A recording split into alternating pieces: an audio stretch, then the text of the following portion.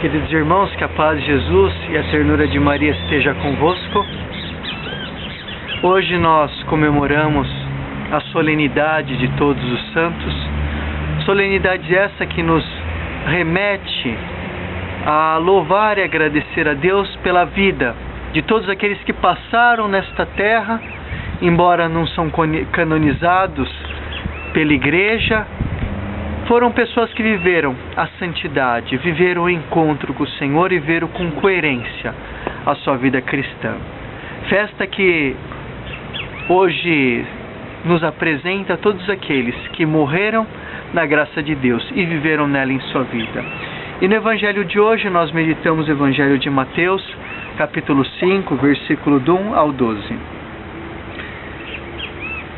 Naquele tempo, vendo Jesus as multidões, subiu ao monte e sentou-se. Os discípulos aproximaram-se e Jesus começou a ensiná-los. Bem-aventurados os pobres em espírito, porque deles é o reino dos céus. Bem-aventurados os aflitos, porque serão consolados. Bem-aventurados os mansos, porque possuirão a terra. Bem-aventurados que têm fome e sede de justiça, porque serão saciados. Bem-aventurados os misericordiosos, porque alcançarão misericórdia. Bem-aventurados os puros de coração, porque verão a Deus. Bem-aventurados que promovem a paz, porque serão chamados filhos de Deus. Bem-aventurados que são perseguidos por causa da justiça, porque deles é o reino dos céus. Bem-aventurados sois vós quando vos injuriarem, perseguirem e mentindo disserem todo tipo de mal contra vós por causa de mim. Alegrai-vos e exultai, porque será grande a vossa recompensa nos céus. Irmãos, meditando hoje as bem-aventuranças, nós temos nessas bem-aventuranças não só um projeto de vida para ser vivido, para nos assemelharmos ao Senhor, mas temos meditando este Evangelho a própria vida de Jesus. O autorretrato de Jesus. Jesus que, em primeira pessoa, viveu cada uma dessas bem-aventuranças. Jesus que foi o pobre, Jesus que foi o puro de coração, Jesus que foi o perseguido, Jesus que teve fome, teve sede, Jesus que nos ensinou que a justiça vem do Pai. Meditando as bem-aventuranças, nós também podemos nos questionar, e nós, até que ponto estamos vivendo estas bem-aventuranças? E é interessante que a primeira bem-aventurança é: bem-aventurados os pobres em espírito, porque deles é o reino do céu. Jesus já fala no presente: aquele que é pobre em espírito, dele já é o reino do céu. Não é que Jesus ele quer canonizar a pobreza, porque a pobreza que fala aqui nessa primeira bem-aventurança não é uma pobreza material, mas é o pobre chamado em grego pitokos, aquele homem que confia apenas no Senhor. Pitoko é aquele homem que não possui uma face diante de Deus, que não possui nada, aquele homem que confia plenamente, aquele homem que não se pertence. Ser pobre em espírito é ser aquele homem que não se pertence, aquele homem que não confia em si mesmo, mas confia apenas no seu Senhor. Aquele homem que não é rico de nada deste mundo, mas é rico de Deus. E depois Jesus continua: bem-aventurados os aflitos, porque serão consolados. Bem-aventurados os aflitos, porque serão consolados. Jesus nos aponta que a nossa única consolação não está nos homens, mas está em Deus. Porque toda vez que nós queremos a consolação do homem, nós ficamos frustrados. Porque o homem dificilmente ele dará o consolo ao nosso coração. O nosso consolo ele vem apenas do Senhor. E depois Jesus continua: bem-aventurados os mansos, porque possuirão a terra. Bem-aventurados os mansos, porque possuirão a terra. Jesus ele foi por excelência o manso, o simples, o humilde. E é interessante que a mansidão, nós vemos em Jesus, manso é aquele que não quer para si, não requer para si os seus direitos. É aquele que sabe perder.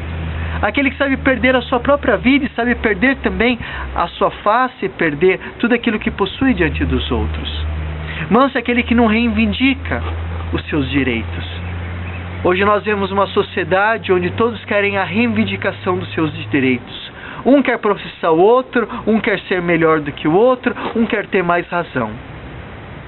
Jesus nos apresenta o caminho da mansidão. Ser manso é perder a razão. Ser manso é buscar essa paz profunda, buscar esse encontro profundo, buscar viver uma vida que não é feita de uma guerra travada com o irmão, mas pelo contrário, uma vida de uma guerra travada contra si mesmo, para buscar a paz e, tendo essa paz, levar a paz para o irmão, viver a mansidão.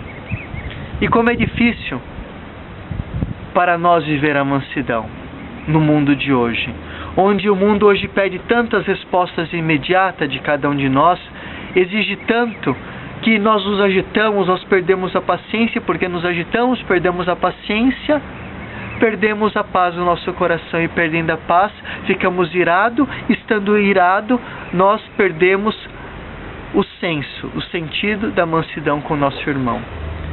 E depois Jesus continua: bem-aventurados os que têm fome e sede de justiça, porque serão saciados. E como essa palavra é um consolo para muitos e para nós, porque neste mundo onde vivemos, nós vemos que a justiça deste mundo é diferente da justiça de Deus. O homem busca fazer justiça com as suas próprias mãos, com as suas razões muitas vezes equivocadas, sendo que a verdadeira justiça, ela está em Deus. E a justiça de Deus é sempre feita no amor, na reconciliação. Bem-aventurado aqueles que sofrem injustiça, aqueles que não têm quem os defenda, porque a sua defesa será o Senhor, o seu consolo será o Senhor. Bem-aventurados os puros de coração, porque verão a Deus. Uma sociedade onde hoje se prega tanto a pornografia, a sexualidade, a sensualidade desenfreada, onde expõe o corpo do homem e da mulher a todo custo, de qualquer maneira, onde faz com que muitos pequem no olhar e no pensamento, Jesus vem nos dizer uma coisa: bem-aventurados os puros, porque verão a Deus. Para mostrar que aqueles que não têm essa pureza no coração, não conseguirão ver a Deus. Eu me lembro quando eu entrei no mosteiro, minha cabeça era tão poluída pelas coisas do mundo, que quando em uma oração eu rezava, e na oração tinha a palavra gozo, o gozo de Deus, a alegria de Deus, minha cabeça voava em tantos maus pensamentos. Em pensamentos sexuais, pensamentos eróticos, no gozo do erotismo. E eu pensava como minha cabeça está longe de Deus. E como é necessário, irmãos, nós passarmos por uma purificação. Purificar o nosso olhar. Porque tudo aquilo que nos leva à impureza entra pelos nossos olhos. Entra nos nossos olhos as imagens, entra os sons no nosso ouvido, depois aquilo passa pela mente, na nossa mente ele trabalha, depois aquilo cai no coração e fermenta o veneno da podridão, da impureza. E se nós temos o nosso coração cheio de impureza, não poderemos ver a Deus, porque Deus é puro. Então peçamos no dia de hoje essa graça de vivermos como Cristo, encarnar na nossa vida cada uma dessas bem-aventuranças para podermos ganhar a terra prometida, o paraíso, ganhar o próprio Senhor e viver com Ele eternamente. Então vos deixo a bênção especial e materna da Gospa, Maria, Rainha da Paz, e lembrai-vos, irmão, de fazer o jejum do olho e o jejum do ouvido. Em nome do Pai, do Filho e do Espírito Santo. Amém. Uma boa semana e permaneçam na paz.